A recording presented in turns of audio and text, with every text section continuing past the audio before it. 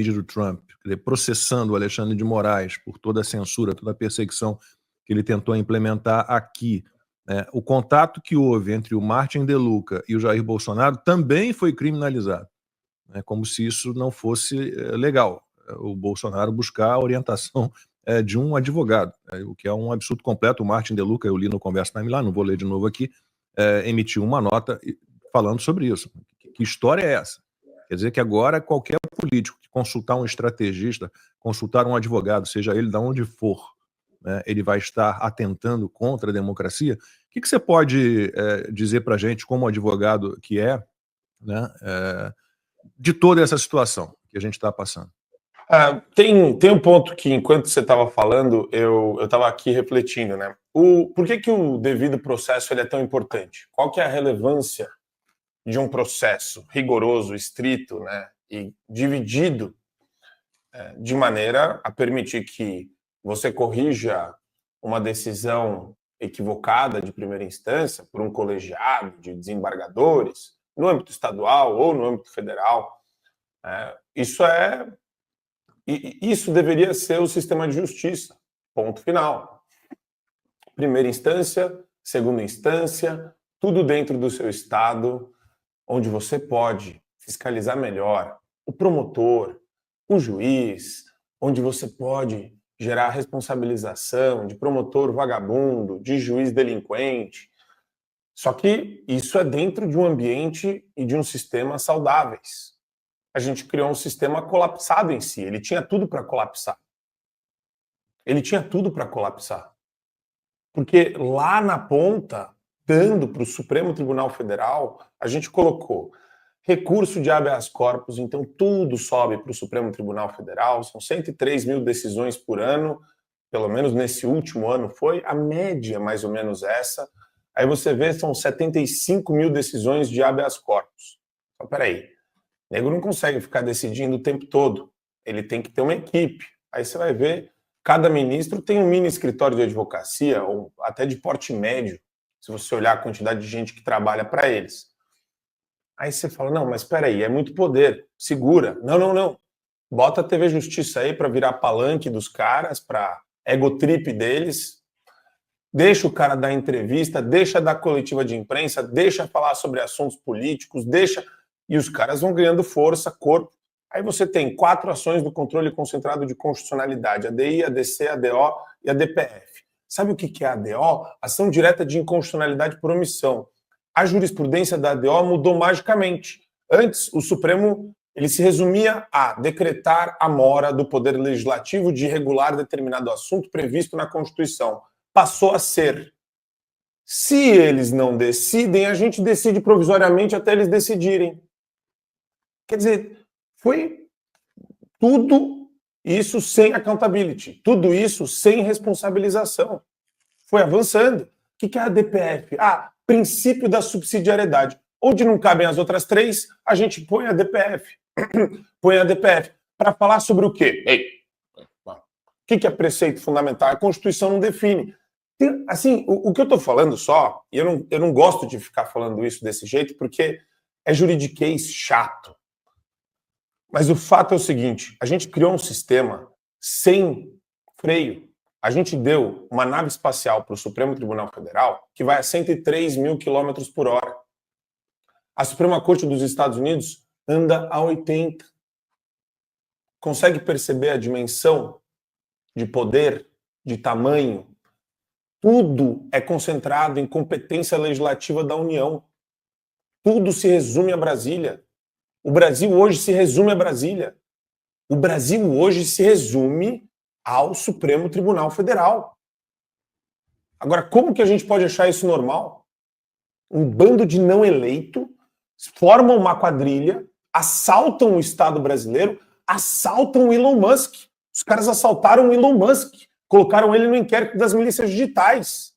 Porra! Um grande roteirista, extremamente criativo, nunca conseguiria bolar um negócio tão surpreendente e surreal. O X suspenso, 38 dias. Quais são os mecanismos de responsabilização? Entrega tudo para o presidente do Senado. Deixa tudo para ele. Qual que é né? E eu gosto muito disso, de ficar pensando em variáveis, né? Qual é a pior variável possível? O que o cara pode falar que é mais assintoso, que é mais destruidor e mais canalha?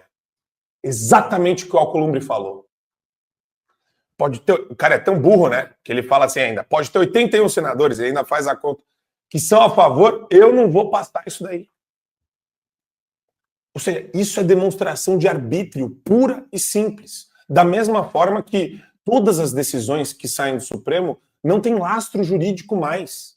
Virou ordem abusiva, escrita, datilografada, impressa, impressão digital, com assinatura digital, de um canalha, um criminoso.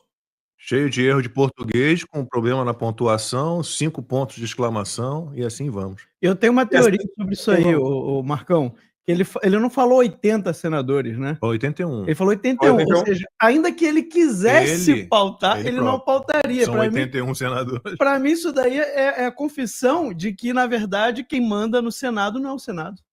É ele. Sim, eu pensei nisso também. Nem eu falei, manda, porque se ele falou, mesmo que eu assinar, eu não vou pautar, então quer dizer... A questão do Alcolumbre, quem é assinante da Timeline, eu espero que já tenha lido o dossiê, seria um dossiê do Davi Alcolumbre. Mas a árvore genealógica dele é tão pródica em confusões, em falcatruas, né, que acabou sendo um dossiê da família Alcolumbre. Você sobe, já falei do Hugo Mota, é a mesma coisa. Você sobe na árvore genealógica, tem gente lá suspeita. Vai para o lado, tem gente suspeita. Desce, tem gente suspeita. Então o Alcolumbre tem o rabo preso, ele está no grupo que tem rabo preso. Então, dizer o quê? E tem um ponto ainda, Lacombe, do que você falou, que eu acho interessante a gente colocar também. Então, essa é uma perspectiva que eu coloquei estrutural. Pela perspectiva do caso em si, aí tudo fica mais idiotizado e estúpido ainda, porque é tão obsceno e tão vulgar o que aconteceu no inquérito das fake news e como tudo isso foi sendo construído e arquitetado, que é muito fácil você encontrar 1 milhão de nulidades, porque é tudo nulo, porque é tudo abusivo. Tudo é abusivo. Só que o que está causando ainda uma espécie de dissonância cognitiva em muita gente que às vezes acordou ou está acordando ainda para isso, agora, é o seguinte, não tem mais para onde ir. Eles estão indo até o limite, eles estão sinalizando que irão até o limite. Porque o devido processo legal é sensível, ele tem que ser sensível. Uma nulidade é que nem um castelo de carta, tem que derrubar tudo. Isso acontece até hoje com traficante. Se a polícia faz uma investigação que está além daquilo que poderia fazer, esse é o grande dilema dos filmes, inclusive. A gente vê 1 milhão de filmes de força-tarefa policial, mas a gente tem que fazer o flagrante, tem que fazer de um jeito que dê certo. Então, tudo isso é sensível porque a máquina do sistema de justiça ela é muito pesada. E a gente colocou essa máquina do sistema de justiça para funcionar contra o povo.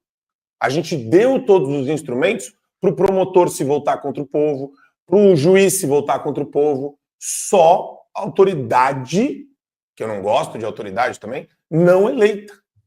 Só gente não eleita. Então tem que resolver isso daí. E a gente precisa pensar também, e eu acho que a gente vive esse dilema hoje, né?